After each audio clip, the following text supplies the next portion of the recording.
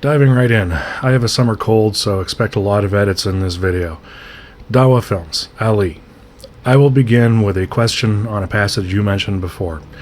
Why does the Quran include instructions on how to divorce your wife who has not yet menstruated? You know the verse, Surah 65, verse 4. Surah 65 was created in response to questions put forward to the alleged prophet. The questions were about finer points of the rules and laws and such. I believe you mentioned earlier that it was standard practice when divorcing for a man to wait for a while with a woman capable of bearing children to ensure, among other things, that the woman is not pregnant. So the question came, but what of a woman who is not menstruating? What is the waiting period then? His answer came in verse 4 of Surah 65. And those who no longer expect menstruation among your women, meaning menopausal or infertile, if you doubt, then their period is 3 months, comma, and also for those who have not menstruated, period. And for those who are pregnant, their term is until they give birth, and whoever fears Allah, he will make for him his matter of ease. Seems an odd thing to put in a religious text, don't you think? I mean, this is at least an acknowledgement that men can and do marry prepubescent girls. That's not such a big deal, you're probably saying. It was just the practice at the time. Well, the Quran is a recording of a series of revelations given to the alleged prophet on various issues, supposedly revealed to the alleged prophet by God. So when we read the words in the Quran, we are reading the words of Allah. If the words came directly from God, and God was the issuer of moral statements, would the book not have said, child marriage is a bad idea, Charlie, don't do this? Or are we wrong in assuming today that this is not an appropriate thing?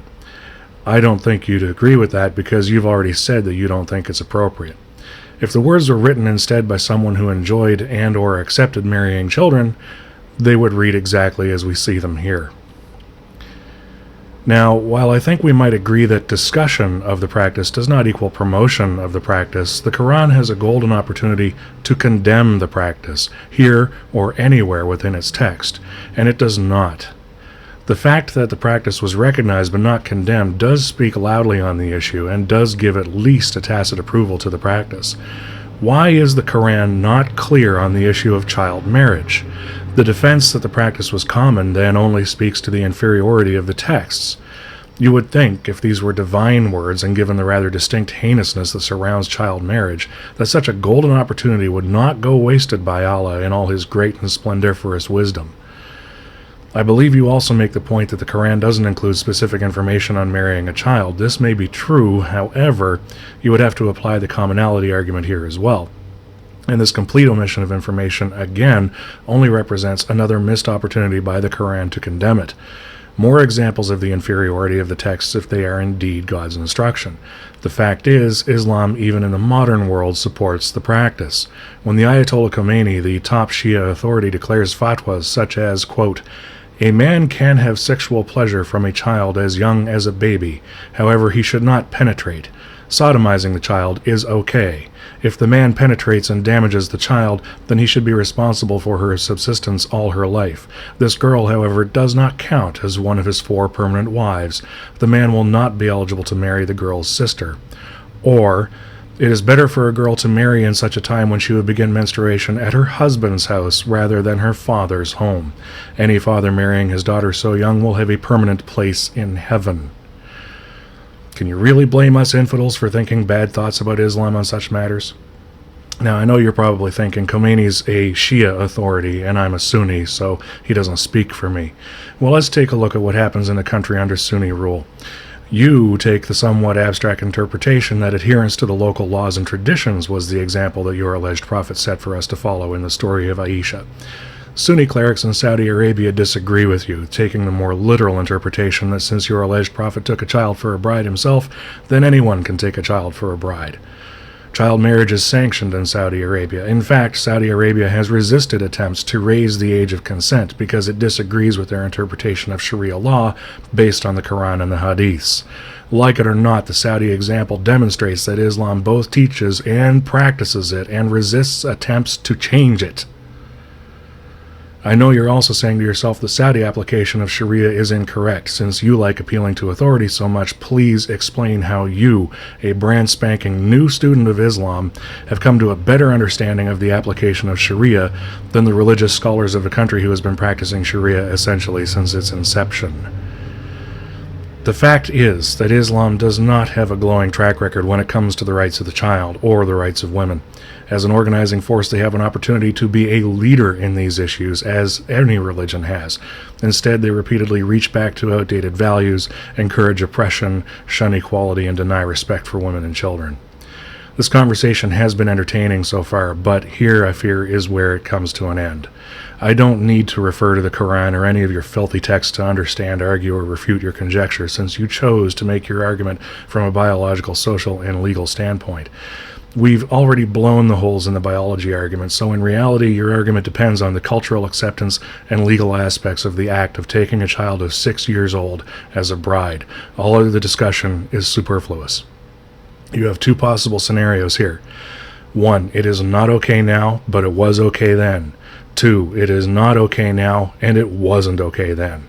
The only scenario that works for you is the first one, and so of course that's the scenario that you argue. Unfortunately for you, only one of those scenarios applies to reality, and it's not the first one.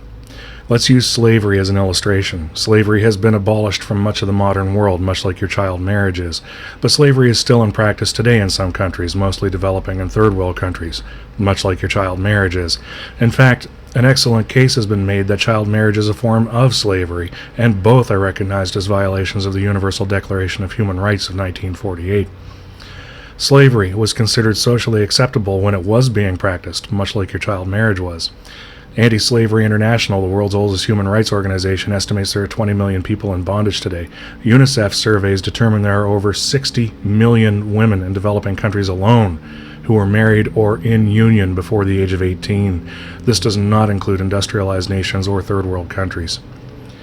But it is recognized by enlightened minds that slavery is wrong and was always wrong. It didn't become wrong. We became enlightened, and we recognized it to be universally wrong. This is illustrated clearly in the fact that whether slavery was socially acceptable or the normal practice at the time is of no consequence in the ongoing consideration of reparations made to slaves and their descendants. What your argument would demand in the case of slavery is that reparations are wrong, as it was not considered a crime at the time it was committed. Your argument is a dismal failure. Slavery was outright wrong. It was never right. Time, place, culture changes nothing, and this can be applied directly to child marriage. The lens of time and historical context that you use to create your conjecture, at their very best, do nothing more than to help provide an explanative narrative for why it may have happened, but at no time does it ever make it right. It may be explainable, but an explanation is not a defense. Now, I know the idea you're rolling around in your head already is to repeat your defense of you followed the rules of the day and that's what we are called to do as Muslims. No, that's not what we're called to do as Muslims. That's what we're called to do as human beings living in a civilized world that has rules. How can you really say he followed the rules of the day when often he was the one making the rules and ultimately held sway in their application? This only adds importance to the question if your alleged prophet was indeed a perfect or divine man, if he was receiving counsel directly from God himself, and if he was setting up an example for us lowly humans to be copied throughout the end of time. Don't you think that he should have been afforded the knowledge from the all-seeing, all-knowing Allah that taking a child bride didn't really have great optics through the lens of time? I know if I was Allah and I was trying to set up the most perfect man as an example to be held in such esteem until the day of resurrection, and being the all-knowing deity that I am, I would have probably said something to the guy about marrying a kid, and I definitely would have said something about the kitty fucking.